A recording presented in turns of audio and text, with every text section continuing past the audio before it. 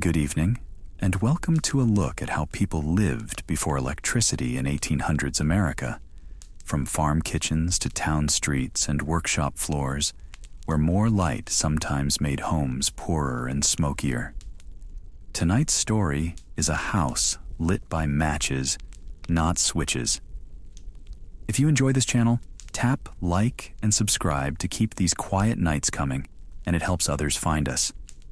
Tell me where you're listening from, and what time is it there right now, city or countryside. Dim the lights, unclench your jaw, and exhale once with the slow whir of your bedroom fan as the room quiets, and hear the tick of a wind-up clock as a reminder that before switches and sockets, life ran on sun, fire, muscle, and rules that shaped work, money, and safety. Less about charm, more about chores. Now, let's step back to one evening before wires and buttons. The scrape of a wooden chair leg on a plank floor sets the hour. A cast iron stove holds a steady heat, while dusk thins the light at the small window. A water bucket rests by the door, fresh from the well. Tools sit where hands expect them. A hand lifts an oil lamp from its hook and checks the wick. The glass chimney gets a quick wipe with an apron corner, and the wind-up clock ticks in the next room. A faint kerosene smell lingers by the table. Matches wait in a tin, used sparingly. Chores line up with light and heat. Water gets hauled while the yard is bright, and baking fits the peak of the stove's hot hours. Sewing and reading favor a chair near a window, and mending leather is easier while the sky still helps. Night here is a slow door, not a switch. People plan by the sun and the stove. A town bell, if there is one, marks noon and sometimes 9, and a mill whistle or train gives the rest of the cues. A kitchen clock gets wound after supper so it can tell on everyone in the morning. Nobody asked the sun for overtime. As the sky fades, the far rooms lose detail. The porch turns to outline, the pantry to a dim square. Work pulls inward toward the stove and table, where one flame can cover more than one task. Children finish a copybook line while there is still a clean edge of light. A reader trades small print for a Bible with big type. Light costs. Tallow candles smoke and drip, so stubs are saved and melted again in molds. Beeswax burns cleaner but is dear, more likely to wait for Sunday or guests. Kerosene arrives by the pint in a can, and the wick must be trimmed or it will soot the chimney. Chimneys get wiped, lamps get filled, and flames get watched, since careless light can take a roof. A family counts hours as well as coins, and rooms go dark on purpose. So, when the sun slipped, the question was simple: how to see?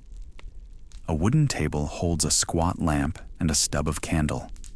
Fingers pinch the soft wick, trimming the char with a quick snip, and a match flares against the edge. The flame climbs, then settles into a small, steady cone. A warm tallow smell edges the air. A faint hiss follows the lamp's small flame.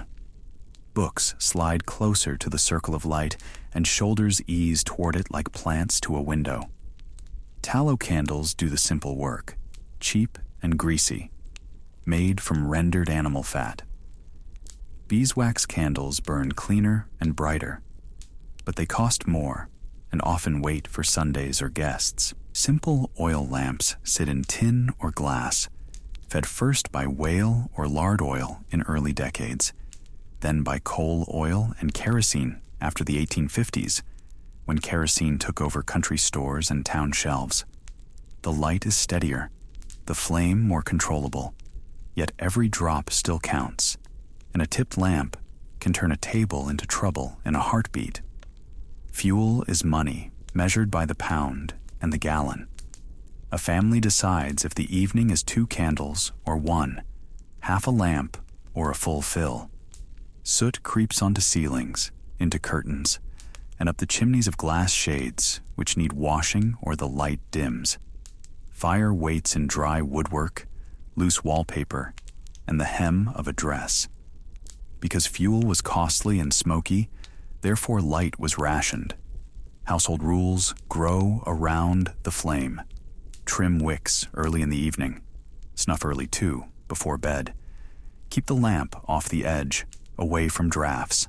Gather in one room, read out loud, mend by a shared pool of light, and leave the rest of the house in shadow. The original dark mode was, well, the dark. Think of it like a mobile data cap. You had a set of lamp hours each week, and when you hit the limit, the screen went black. Good habits stretch the circle. A neat, trimmed wick burns cooler and wastes less oil. A small glass chimney keeps wind away and makes the flame taller. A tin shade or a scrap of mirror behind the lamp doubles the reach on the page and the workbench. Children learn to hold the book low and close, not up by the flame. Families seat the oldest eyes nearest the lamp, and the quickest hands take the dimmer edge. One bright spot works harder when the people move, not the light. A single lamp often travels like a guest of honor. A mother reads the ledger at the table, then turns the flame down, slides the handle forward, and lifts the lamp by the coolest part of the stem. A child steps ahead to open a door and clear a stool. The hot chimney gets a warning, a folded cloth, and space. The lamp settles by the sewing basket while a hem is finished. It moves again to the peg rack at the entry so the latch can be checked, then to a bedside to count blankets, then back to the table for one last look at tomorrow's list. The glass clouds a little. The pool of light breathes with each small draft. Waste has a smell and a stain, so vigilance stays close. Someone sniffs for the sour smoke of a too long wick. Someone watches that the kerosene stays in the font and not on the floor. An unclean chimney makes a room gritty by morning, so it gets a wipe with vinegar water and a rag. A new lamp is a brag, but even a bright one cannot beat the sun, and every bright hour indoors carries a cost that shows up in the next barrel or the next trip to the store. These little limits shape evenings. Supper lands before dusk when days are short.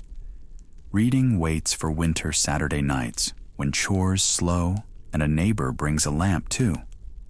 Some boarding houses charge for lamp oil, and some shops cut hours once the sky goes dark, keeping a few candles at the till just long enough to sweep. The circle of light sets the pace of talk, the length of games, and the size of stories told before bed. A wind-up clock ticks from the mantel and pairs its small sound with the hiss of the lamp, reminding everyone that sunrise will reset the rules. With light rationed by the ounce, time itself had to cooperate. A wind-up clock ticks on the mantel as first light brushes the window glass. A steady clock tick marks the quiet. Bare feet find cool floorboards, cool as river stones. A bell's soft carry rides the morning air from the church, and a mill whistle will follow with a sharper call. Sunrise shifts month by month. Clocks and pocket watches drift if no one winds them. Work still has to start together, on fields, at benches, and at the mill door. Because daylight anchored the schedule, therefore routines moved with the seasons. Think of the town bell like a group text ping that reached anyone within earshot. The original snooze button was a thicker quilt pulled to the chin. Winding turns into a daily habit. The mantel clock gets a twist at night, and the pocket watch gets its turns before boots go on. Shadows on a doorstep mark the hour as well as any dial, and the first whistle sets the shift. So these cues keep people roughly in sync. At noon, a shop clerk steps into the street and looks up at the church clock. The bell counts 12 and drifts across the square. He checks his pocket watch, taps the glass once, nudges the minute hand to match, and gives the crown 2 tight turns to keep it honest. Missing the morning light carries a cost. A late hand at the mill might find the gate shut after the whistle and lose wages. At home, chores pushed past dawn run long into dusk, and some stay unfinished until the next day. Farmers rise earlier as days stretch, and later when frost hangs on the fence, which keeps bodies and tasks matched to the light. Towns learn the same rhythm, with bells for hours and whistles for starts, so a community can meet a time even when the sun hides behind cloud. Children learn these cues young. A boy sent to fetch water knows the bell marks when to hurry home. A daughter hears the noon peal and turns the bread in the pan, trusting the church tower more than the clock that loses minutes unless someone minds it. Travelers time departures to daylight too. A wagon rolls out at first light to miss ruts that vanish at dark. The driver keeps a small watch in a waistcoat, wound tight, and still checks against any courthouse dial in the next town. Night workers adjust in another way. A factory with a second shift calls with a whistle after dusk, and families learn its sound like a neighbor's name. Lamps burn low to save fuel, and eyes follow the clock hand, while ears wait for the last bell. Morning in the kitchen picks up that tempo. A cook glances at the clock, then at the flame, and knows the stove will warm when it wants, not when a switch says so. Time set, the day turns to fire, iron, and the first meal. A cast iron stove sits heavy in the kitchen. A round lid lifts with a small scrape as a hand fits the lifter and checks the fire. The kettle gives a low murmur. Wood, smoke lingers in the air. The cook or housekeeper minds the flame as a daily job. Split wood waits by the door, and a coal scuttle sits near the hearth. Fuel must be cut and carried, then carried again. Heat is blunt, and burns are common. Soot stains, cuffs, and walls. A curl of smoke threads up the flue. The stove lid clinks as it settles.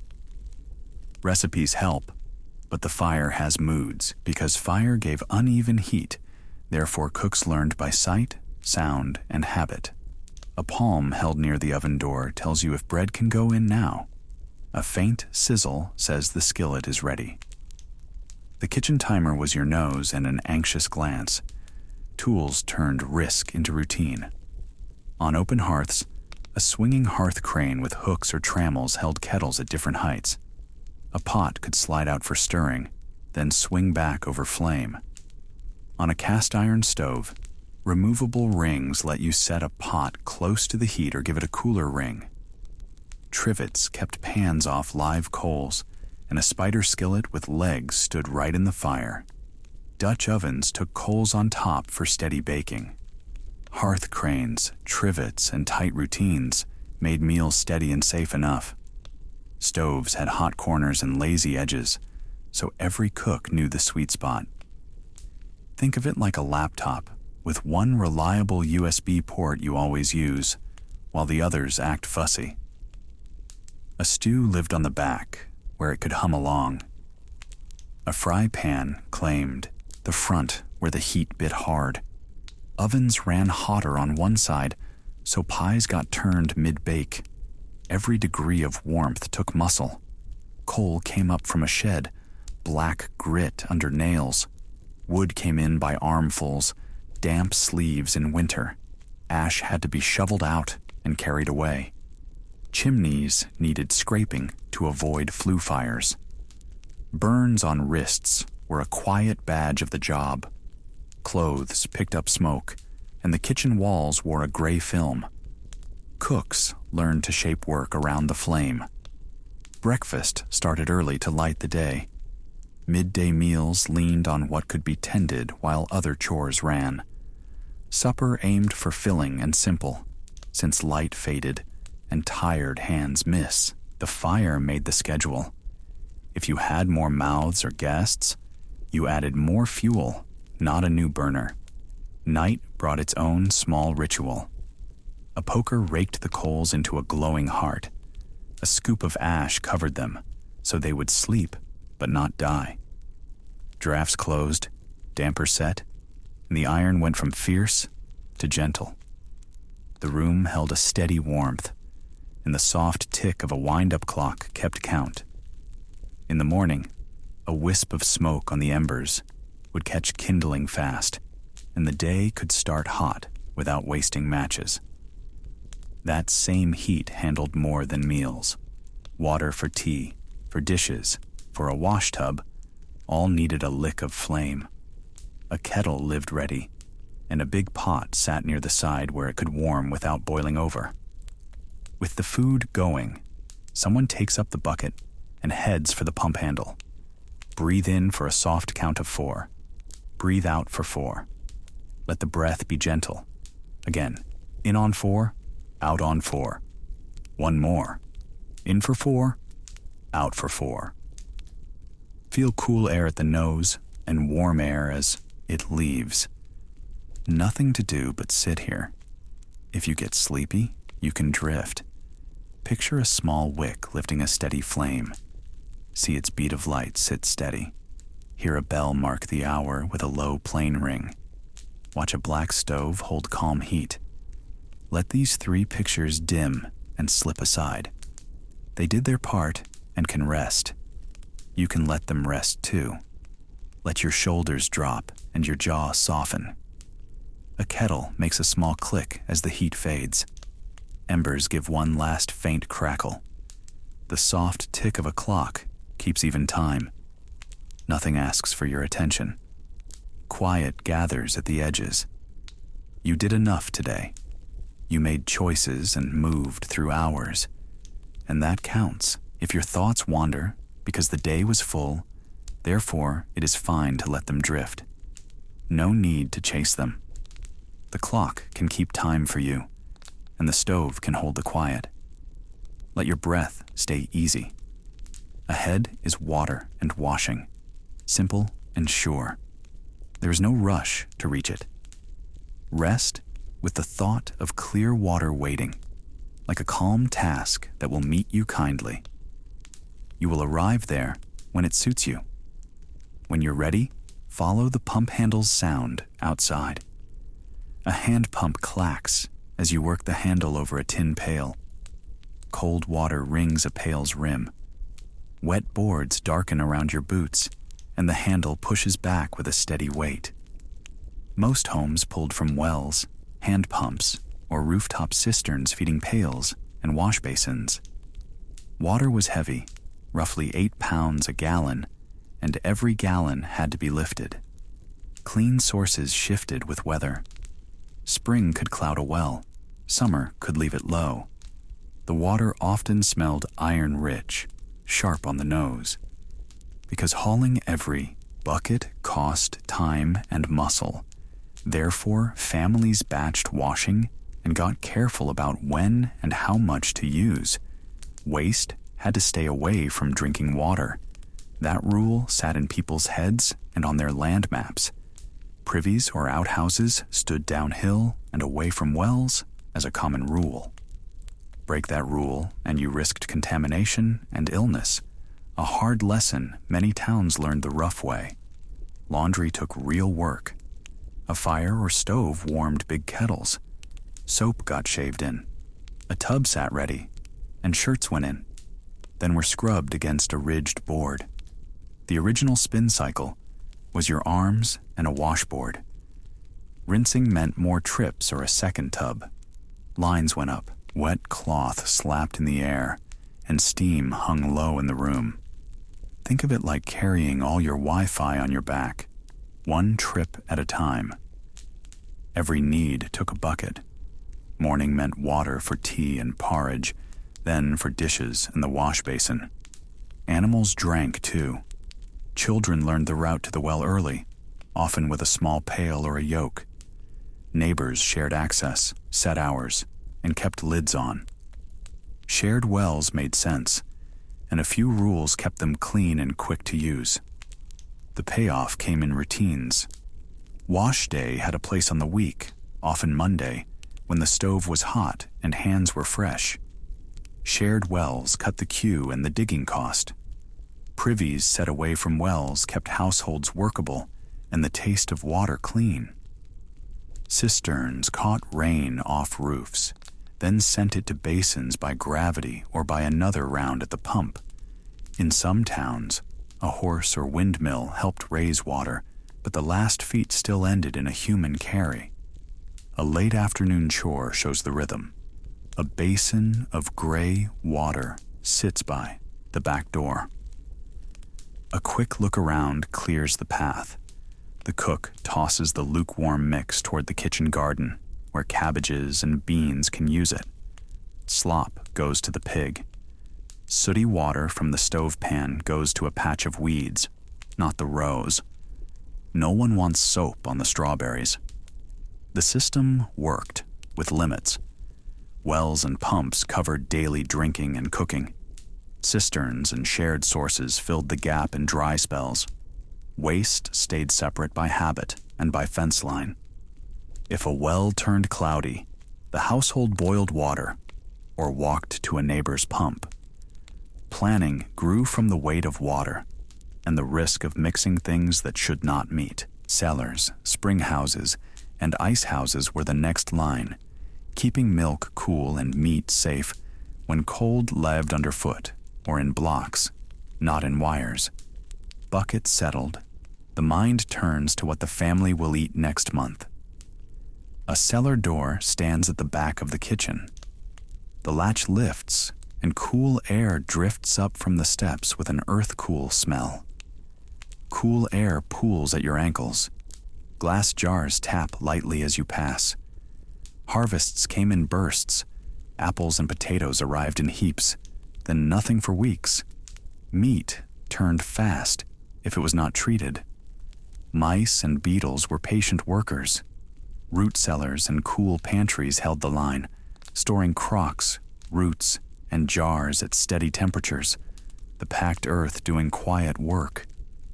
Families turned to storage and preservation. Because seasons controlled supply, therefore, preservation turned labor into winter meals.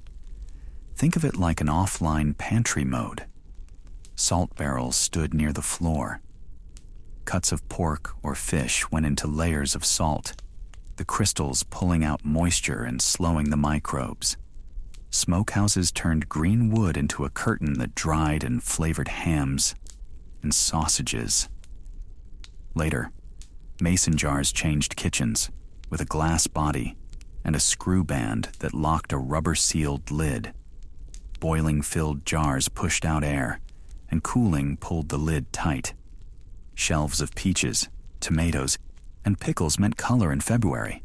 An icebox sat where a fridge might sit today. Big blocks of ice came from winter ponds, stored in sawdust-packed ice houses, then delivered by wagon as the weather warmed. A kitchen knife chipped a corner into shards. The pan caught the melt. A hand lifted the fresh piece into the zinc-lined top, and the lid closed fast. The slow drip ran out a tube to a pan that had to be emptied. In January, the porch could serve as a cold shelf. The family fridge once wore a padlock called winter. Spoilage was a constant risk. A cracked jar could hide trouble. Meat not salted enough went sour. The safe trade-off was monotony. Winter plates leaned on potatoes, beans, cornmeal, salted pork, and pickled cabbage. The tang of vinegar hung in the pantry. The scent of smoke lived in the meat, and meals were steady rather than exciting. Pests pushed people to tidy storage. Jars kept lids tight. Bins for potatoes sat raised on boards to let air through and to confuse rats. Cats earned their keep near grain barrels. Cellar doors shut with simple latches. Heavy crocks of butter sat in cool water, a ring of fat across the top to seal out air. It was home science at a daily pace. Iceboxes and jars widened choices. Milk could last long enough to drink without a race against the clock. Leftovers got another day.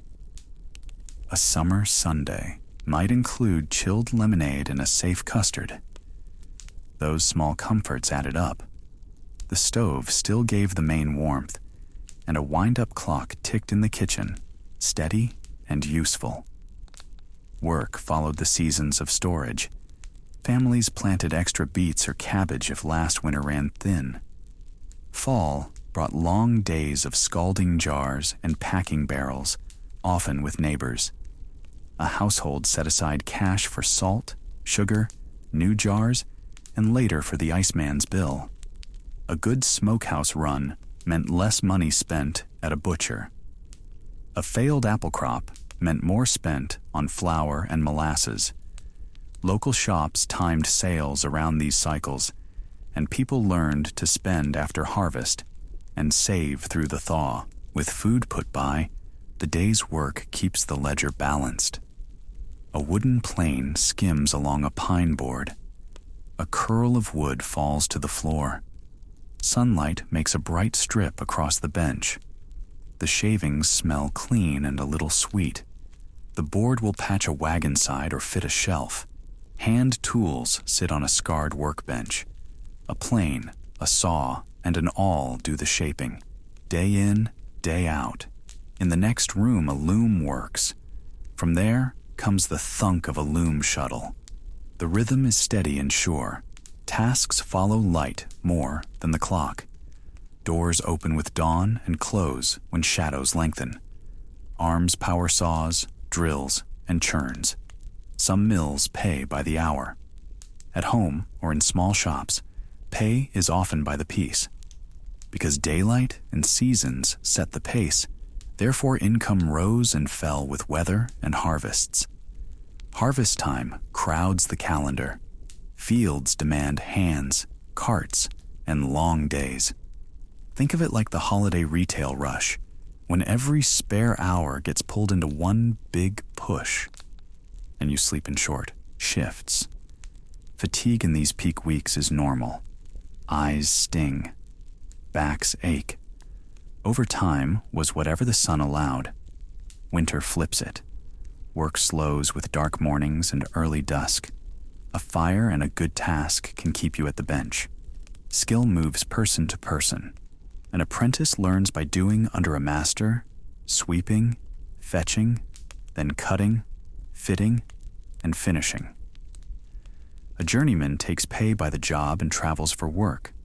A domestic servant learns household systems, from stove care to laundry timing. Neighbor swaps trade hours at barns and kitchens. Home piecework gives coin for mending, straw braiding, or assembling parts cut elsewhere. A scrap of paper waits on the windowsill. A woman moistens the pencil tip and makes 4 tallies, then a cross for 5, counting finished pieces. She writes the date and folds the slip into a tin for safekeeping. The light is thin and slightly golden. Work ties neighbors together and sets the pace of talk. A boy runs to a shop with a message, or a foreman sends a note by a passing wagon. News moves at human speed, from door to door and town to town. With work either finished or paused, getting word to others and crossing distance still needed its own fuel. Take one slow breath in and let it out. Take another, easy and quiet. Now a longer third, and let the shoulders drop. The wind-up clock ticks in a small, steady way. The stove holds an even warmth. Buckets stood by the door, with a cool metal rim. Jars lined a shelf, keeping summer in quiet rows behind clear glass. Tall windows pulled in a pale square of day for hands at work. Let those 3 sit in the mind, and then drift to the edge. A cart creaks once. Far off, and then is gone. Hooves tap light on packed dirt, and the sound fades like a ripple in a pond. Evening air cools as the light eases down. A steady pace is enough. You are keeping time with the soft tick and the gentle heat. Miles and messages moved differently. Because there were no plugs to shrink space, therefore errands and notes took the day they needed. When the road calls, it answers in hoofbeats and paper. A stagecoach stop sits at the edge of a small town. Hooves stamp and harnesses jingle. Dust lifts as a team shifts weight in the warm air. Stagecoaches carry mail and riders between inns, depots, and ferries. Horseback travel fills in the gaps to farms and mines. Canal or river packets move steady on water when the road turns to ruts. Trips are slow. Fares are real money, and news rides on paper. The leather creaks. Because roads and boats set the pace, therefore, plans built in delays and backups. A local post office ties the routes together. The postmaster knows names, keeps the ledger, sorts sacks, and sets the outgoing bag by the door. Posted hours matter, and so does the clock on the wall. A wooden sign knocks softly in a breeze. A wind-up clock ticks softly. A farmer steps in, slides a folded letter across the worn counter, and waits. The postmaster reads the town, checks the rate by distance, and takes a coin. The date stamp thumps once on the corner, dark ink spreading. The fastest refresh was turning the newspaper page. Weather throws plans off with no apology. Rain turns roads to glue. Winter locks canals in ice, and fog slows river packets. Missed connections strand riders at a crossroads or a dock. Road conditions break wheels or shoe a horse wrong, which adds another long hour to a trip. Business scales around that fact, with spare days built into orders and meetings. Post routes stretch mile by mile, and more towns get regular drops. Canals cut time on bulk freight and carry letters too when it suits the map. Rail picks up the main line work, and coaches shift to feeder runs. The mix makes distance manageable enough for deals to close and for families to keep a thread. A merchant can meet a train on Wednesday and settle accounts by Saturday. A son can ride home for harvest and still return to a mill job in town. Sending a letter was like shipping a text by sail, slow and at the mercy of wind and water. Town bells mark noon, and the stage horn warns a stop to get ready. Neighbors agree on where to meet and how long to wait. Lanterns hang on porches as guides, and an inn keeps a pot hot after dark. Travel pushes the day to its edges, then pulls people back to company and rest. With the letter on its way, the lamp at home waits for company. A fiddle tunes in the parlor as pages rustle. Parlor lamps cast warm light on the wallpaper, and low voices keep pace. A fiddle string hums, then settles quiet. Each hour of light costs fuel. Kerosene, candles, and lamp wicks eat money, and eyes tire in the dim. Streets outside sit patchy and dark. Families buy kerosene by the gallon and stretch it. Earlier in the century, tallow candles smoke, and whale oil runs dear. Because light was scarce and costly, therefore evenings gathered people into fewer rooms and earlier beds. Parlor lamps set the plan. Hymnals or song sheets pass hand to hand. Someone reads the paper or a Bible, steady and clear. Hands work at simple games or needlework. Checkers tap a small board, or a deck of cards comes out if the household approves. Fuel cost pushes early bedtimes and keeps everyone in one warmed room. Lamplight makes a small golden circle. Think of shared parlor time like everyone using the only charging cable in the house. Light and heat sit in one spot, so bodies and talk cluster there. Chairs inch close to the stove, and the brightest seat is by the lamp chimney. The stove ticks, and the clock gives a soft beat. Shops close earlier on short winter days. Towns post quiet hours, and a watchman walks with a rattle or a baton. Few corners have gas lamps outside big cities, so most porches keep a lantern for late steps. A buggy carries its own lamp. Last call was when the wick said so. Lamp care is a task. Wicks need trimming. Chimneys cloud with soot and catch if you rush. Kerosene sits in a tin away from the stove. Glass breaks easily, so spares wait on a shelf. A tipped lamp can start trouble, so people learn slow hands and wide sleeves. Sleep often comes in two parts. After 3 or 4 hours, many people wake for a short watch. Letters and diaries call it the first sleep and the second sleep. The pause hosts a prayer, a quiet talk, a page in a journal, or a trip to the privy, then back under quilts. A quiet midnight finds one person up. They rake the coals and check the latch. The room holds steady warmth. The clock ticks like a soft metronome, and the bed takes them again. These habits make evening feel longer yet gentler. Simple games, shared reading, and that 2-part sleep smooth the hours. People trade extra brightness for company and calm. You can let your own night run simple too, with one good pool of light and a slower clock. Let the room dim until only the clock keeps time. Sunrise opened doors and evening closed them. The day ran on sun, fire, and hands. Light set the start, and dimming light set the stop. A warm stove kept food steady and people close. The soft tick of a wind-up clock marked the hours when the sky would not.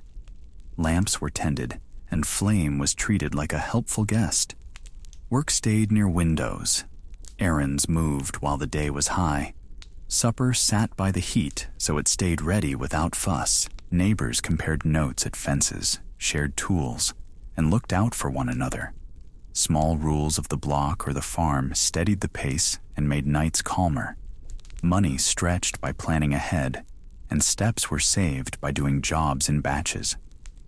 Travel waited for company and for good light. Rest came early in winter and later in June. It was a simple rhythm, and it held shape without a switch. Those habits shaped chores, budgets, and safety. They still echo in how we plan an evening and how we share time.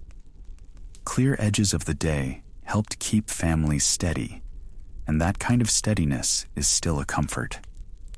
Thank you for spending part of your evening here. If this helped you unwind tonight, a like and a subscribe are welcome, and you can sleep whenever you're ready. Leave a quiet comment with where you're listening from and your local time, if you're still awake. Leave the last lamp dim, thank your day, and rest easy. Take one easy breath in and let it go. Let your jaw unclench. Let the room grow quiet around you. We fade now to a quiet room with one last soft tick from the clock